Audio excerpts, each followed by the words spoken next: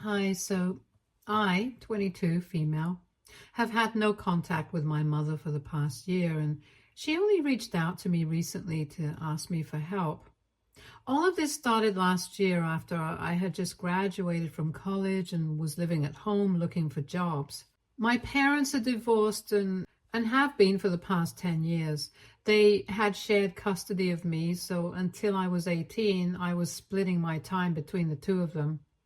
My mother started dating my stepdad, Sean, about 6 years ago, and after 4 years of being together, Sean and his daughter moved in with us, and in a couple of months they got married. I didn't have any bad blood with either of them. We had a pretty normal relationship. Of course, I would only spend half the month at my mother's place, so I did not need to interact with them much anyway. Sean was nice enough to me, but with time I gradually realized that his daughter definitely did not like me. Kayla, my stepsister, was 2 years older than me and had this weird thing about her, like she was truly convinced that she was somehow better than me. Every time I tried to interact with her, she would brush me off, so I stopped. Since I was clearly not welcome to be her friend, and over the next few years after she had moved in, she started making it more and more obvious that she did not like me. They were small things, but I always picked up on them, like the way she would roll her eyes at me all the time, or how she would make faces whenever I entered her room, and how she would start whispering on the phone every time I was around and make it a point to glance at me occasionally and then giggle. These were petty mind games, but I tried not to let it get to me because it was not worth it. Also, there was nobody in the house that I could address this with because Sean doted on Kayla and treated her like a princess. She could do no wrong in his eyes, and I didn't want to bring it up with my mother because she would just tell me to suck it up and let it go. So I would usually just vent about this to my father, and he occasionally offered to speak to my mother or Sean about this, but I told him to let it go because it was just not worth it. And it would only make me seem petty and immature since Kayla could just deny all of it. And it was my word against hers. About my dad, I would say that I had always been closer to him as compared to my mother, but after I started college, I had been living with my mother and my stepdad on a permanent basis. More for practical reasons rather than emotional ones, because their house was in the city and it was closer to, well, everything. Whereas my dad had moved away after I had turned 18 to live in the suburbs because he wanted some peace and quiet. So after I started college, whenever I would come back home, I would go to my mother's place and I would meet my dad a couple of times before I had to go back. After I graduated, I moved in with my mother permanently, at least until I would be able to find a job and had saved enough money to be able to afford rent so I could have my own place. I didn't think anybody would have a problem with that since my mother certainly didn't. And for a couple of weeks, everything was fine, but then Kayla announced that she was pregnant. She had been with her boyfriend for 2 years and they had decided to keep the baby. They had even made up their minds that they were going to get married after the baby was born. Everyone in the family was thrilled, most of all Sean, and even I congratulated her. But 3 days after she told us about the pregnancy, my mother and Sean sat me down and told me that they would need me to vacate the house and move out. I was very confused because the baby wouldn't even be here for another 9 months, so I didn't understand why they felt the need to kick me out. But they said that after the baby was born, everyone would be too busy and they wanted to get this done while they were still ahead. So I tried to negotiate with them. I told them that I needed a couple of months and I was already in talks with a place, and as soon as I got a job and had saved some money, I would move out on my own. So they didn't need to worry about any of that. I was not here to live with them permanently. But Sean got really aggravated when I tried to negotiate with him and said that this was not something that he was willing to negotiate on. He told me that he and my mother had already talked about this and they had come to a decision. So I had to just do it. And he told me that there was not enough room in the house and they needed to make space for his real daughter and grandchild. And right now, he could not accommodate my feelings, so I would just have to suck it up and leave. I found that very surprising and incredibly hurtful because he basically just said that since I was not his biological daughter, he did not care about me.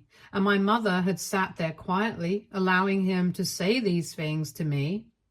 I was getting kicked out of my house and it felt bad. But after he said that to me and my mother did not even bother to take a stand for me, I decided to leave anyway. It was not much of a dilemma for me to think about where I would go next because obviously I was going to head over to my dad's place. Anyway, I mentioned that he and I had always been closer and more importantly, he had always been there for me. As a matter of fact, he had been the one to pay for all my college expenses in full and my mother had had no contribution to that. She had only been splitting the cost of raising me with my father until I turned 18. But after that, everything that I needed was covered by my father. After I got kicked out by Sean and my mother, I showed up at his house in the suburbs and told him everything that happened. He was furious, but there was nothing that we could do. So he told me that I was free to live with him for as long as I needed to. I could do that even after I got a job, and I was really grateful for it. So I stayed with him for a couple of months. I worked, and as soon as I had the money, I got an apartment of my own. My dad was there for me every step of the way, and even after I moved out, he would help me out with money occasionally. For the last couple of months, however, I've been completely independent.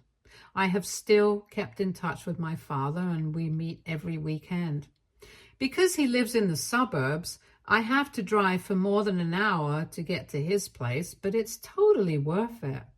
Anyway, neither my father nor I have had any contact with my mother, and nobody from our family has spoken to her after she kicked me out either. So we have had no idea what the two of them have been up to.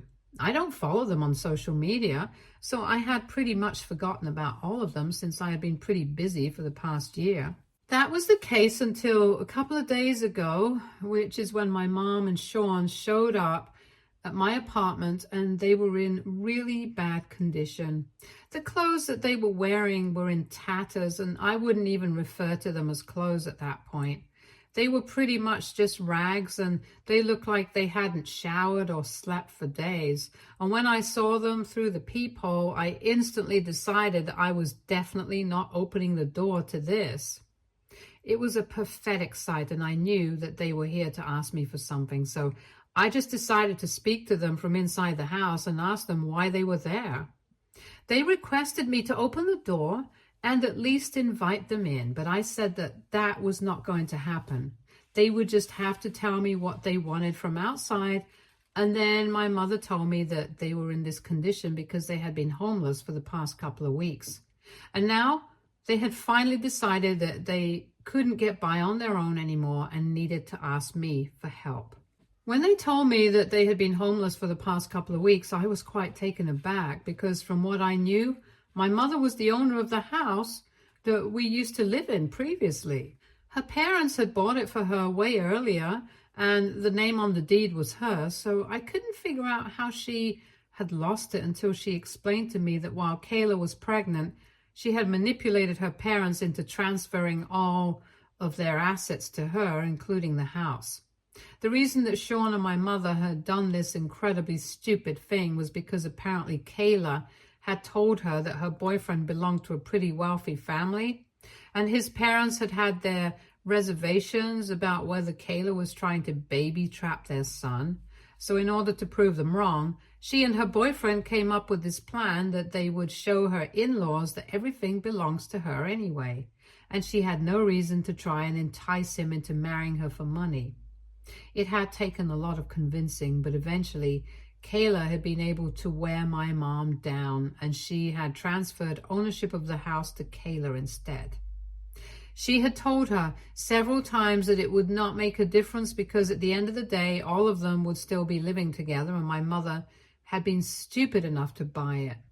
Anyway, a month ago, she got married to her boyfriend, and it was not as grand a wedding as they had expected, which was the first red flag for them, because if her in-laws were that well off, then why was the wedding not more extravagant than that? Because Kayla has said that Sean and my mother and her in-laws were going to split the wedding expenses. But from the arrangements, it just looked like only the money that Sean and my mother had given her for the wedding front was being used, since it fit into the $75,000 bracket, which didn't seem much considering the wealth that her in-laws supposedly had. But they did not talk about it because Kayla told Sean that she herself had wanted the wedding to be something small. And since her in-laws were paying for all of the post-wedding expenses, like the honeymoon tour, she did not think it was appropriate for them to question it. So they didn't say anything about it. But 2 weeks after the wedding, my mom and Sean came back home from a visit to a friend's place, only to see that all of the stuff had been packed away in boxes, and it was all lying outside on the porch. When they came back home and rang the doorbell, nobody even came to open the door for around 10 minutes, and then my mom tried to unlock the door with her keys, but realized that the lock had been changed. After that, Kayla and her boyfriend finally came to the door and told them that they had decided that they wanted the house to themselves since they were newlyweds and they needed privacy. And when my mother asked them why they couldn't afford to get an apartment or a house of their own, because from what she had been told, her in-laws were rich and could afford to buy a house for them, both Sean and my mother were very upset, since Kayla had always said that all of them would be living together. And then she clarified that all of the things that she had said about her in-laws being rich and everything was just not true. It was something that she had come up with to manipulate Sean and my mother into transferring ownership of all their assets to her. And since the plan had succeeded, they had no need to keep them around. And she could finally quit her job and be a full-time stay-at-home mom. And her boyfriend could also start his own business instead of slaving away at his corporate job. When Sean and my mother found out about this deception, they were furious and tried to tell them to get out of their house. But since the name on the deed was now Kayla's, they couldn't even do anything about it, since they had legally transferred all the assets to her without even thinking about the consequences. So they were left with no other option but to leave that day, and they stayed in a hotel for a couple of days. But after that, they couldn't exactly afford to stay there forever, so they started looking for apartments to move into. But the rent was way beyond their budget, since Sean and my mother had spent a considerable amount of money on the wedding, and they had never been the kind of people to particularly care about saving money for the future. This spelled trouble for them because a couple of months ago, both of them had quit their jobs to start their own business. And their main sales were on social media, but unfortunately, it had not taken off yet either. However, so far they had not cared about saving money, and unfortunately, their financial situation was less than ideal. They had never been well off enough to afford not caring, so after they moved out from their hotel room, they could either afford food and keep up with their business, or they could afford the rent of the places around them, which was sky high. For the last couple of weeks, they had been struggling about what to do and had been spending their nights in a nearby park, which was a popular spot for homeless people. And then a couple of days ago, they had seen me walking into my building and had decided that they were going to approach me and ask me for help. After hearing them out, I was really sorry for what they were going through, but I couldn't help them out. For starters, I could just afford the rent, and I had not saved up enough money to help anybody out. So I could only give them my sympathy and nothing more. But when I said that, they started yelling at me from outside the door and said that I was being heartless. Eventually, they did leave, but my mother said that she had never expected me to turn my back on her after everything that she had done for me right from when I was a kid. And now I feel super guilty. AITA for telling my mom and stepdad that I can't help them out even though they're homeless. Edit. You guys were asking me why exactly my mom and Sean would not be able to afford the rent, and well, usually in my city, landlords ask for at least 3 months of rent in advance before they allow you to sign the lease agreement, and my parents don't have that sort of money right now. They did speak to a couple of people who were renting out their apartments, and all of them had the same condition. They could either pay 3 months of rent up front or they could leave. They tried to negotiate with them as well, saying that they would give them the money as soon as they had it, but for now, they could only afford to pay for 1 month. However, it did not work with anyone. In my city, rent is pretty expensive, so it's a big deal, and I can understand why they're struggling. Also, my mother and Sean have both always been huge spenders. She has never had to struggle with rent since her parents bought the house for her, but now she can't rely on them either since both of them passed away a couple of years ago, and she's not really in touch with the rest of our family, so it will be very awkward to beg them for help. I don't know about Sean's family. Anyway, I can't say that I think this is unexpected because they were fools to let Kayla take over everything. And on top of that, they did not even seem to think that it was important for them to save money for their own future. Their business is not even doing well, yet they keep putting money into it at some point, which is just hopeless. It was a homemade jewelry business. My mother was handling the jewelry making part and Sean was handling the finances. It was a small business, but right now they don't even have a home and they are running low on resources as well, so they can't continue with that either. Basically, they are screwed in every which way and I'm their only hope. Update 1. Hey, it has been 9 days since my original post here. Most of you said that I shouldn't get back in touch with my parents and I should just let them suffer because these are the consequences of their own actions and stupidity. I know that I get that, but I tried to walk past that park, and when I saw them just sitting there with hunched shoulders and no hope, I just couldn't do it. I couldn't bring myself to look away and walk past them like it was nothing. And believe me, I tried. I really tried to ignore it for a couple of days, but eventually I just broke. So 4 days ago, I went up to them and I told them that they could come with me to my apartment and freshen up. They could change into better clothes, at least my mother, since I did not have any men's clothing for Sean. They seemed thrilled and couldn't stop thanking me, but I did not know what to say. It just happened before I could control myself. Anyway, I invited them into my apartment, let them freshen up, and my mother changed into my clothes while Sean changed into a unisex t-shirt that I had and wore his own jeans.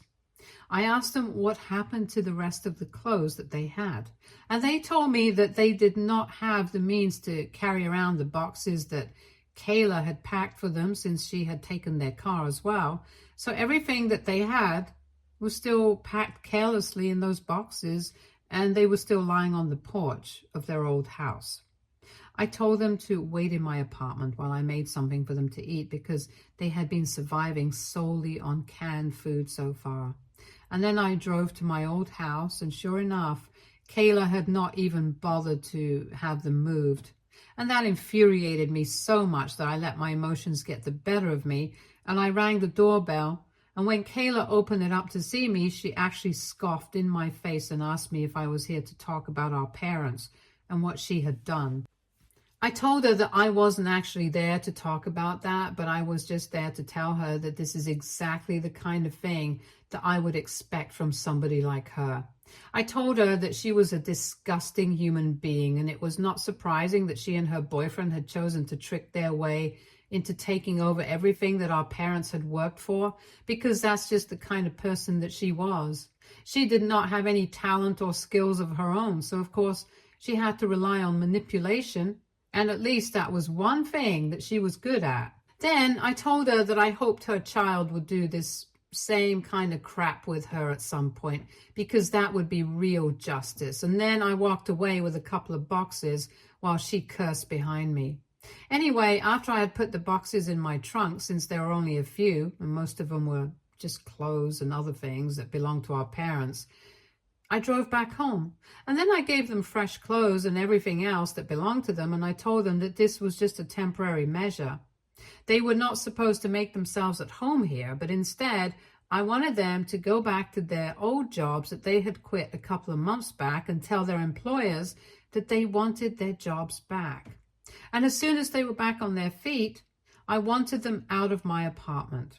I was also going to allow them to let them live with me for free. I told them that with the money that they had, I wanted them to split the rent and other expenses with me for as long as they were living here. I could tell that they wanted to protest, but I told them that they could either agree to my terms or I would kick them out from there as well, and then they really wouldn't have anywhere to go. So they decided to shut up and agree to what I said. After my discussion with them, I called up my father immediately and I told him everything. I just really wanted somebody to validate my decision of taking them in because I was not so sure of it myself. I was worried about a lot of things, and so I needed to speak to him to calm down.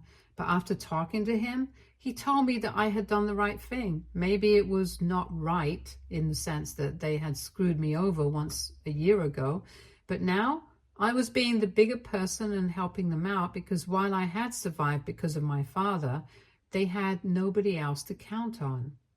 So this was quite different for them, and all things aside, it just showed the strength of my morals and ethics that I helped them out even when they had turned their backs on me.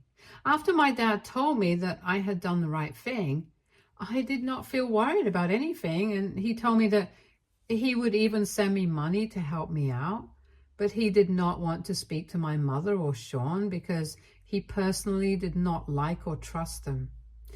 Anyway, it has been a couple of days and my mom and Sean have gone back to the previous employers to ask for their jobs back, and so far they have not received word. But I'm keeping my fingers crossed because the sooner they get their jobs back, the quicker they are out of my hair.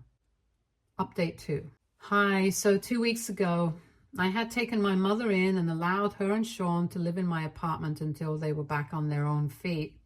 The good news is that they were able to get their jobs back, but the bad news is that they still haven't saved enough money, so they need to work this month and next month, and after they receive their salary, they will be moving out. Until then, we are going to be living together, but at least they have been very thankful. There has been a complete 180-degree change in their attitude towards me. If I compare it to last year, and my mother especially has been taking every opportunity to thank me for everything that I'm doing for them. They are also helping me out with all the household chores, making sure that I don't have to do anything, even though I have told them not to. Every time that I come back home from work, the house is spotless and every single bit of work around the house is done. I don't want to get used to this kind of treatment because once they leave, I'm going to have to go back to doing this all on my own. But they keep telling me that after everything that I've done, this is just a very small way of repaying me. It's hard to hold the past against people when they are trying their best to fix it. And while I have not forgiven them completely, I'm trying to get used to this. My mother and I even had a conversation about this a couple of days ago. While I was working on my laptop, and it was just the two of us since Sean was napping in the other room, she told me that she was really grateful to have me as her daughter because even though she had not been a good mother to me, I was still being an exceptional daughter to her. And she just had to thank her that I had turned out the way that I had. I didn't know what to say to that.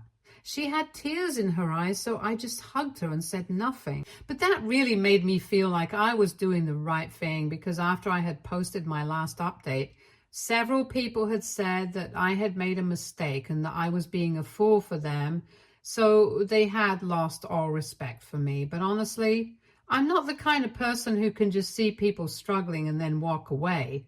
I can't do it, no matter how hard I try.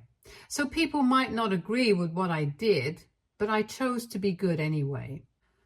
Update 3. Hey, so my mother recently moved out with Sean. After they received their first salary, they started looking for new apartments, and luckily, I was able to find one just a couple of blocks away. So they paid and signed the lease, and now they are sorted for at least the next 3 months. The last couple of weeks were good. I was able to reconnect with my mother. She apologized for everything, and we decided that we were going to try therapy to fix our relationship.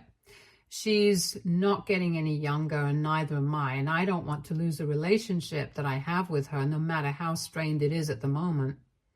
I'm a generally forgiving person. I can't say that I have forgiven her and put everything in the past, but I want to have the option to do that, so that we are going to look into therapists, and in a couple of weeks we'll start working on our relationship.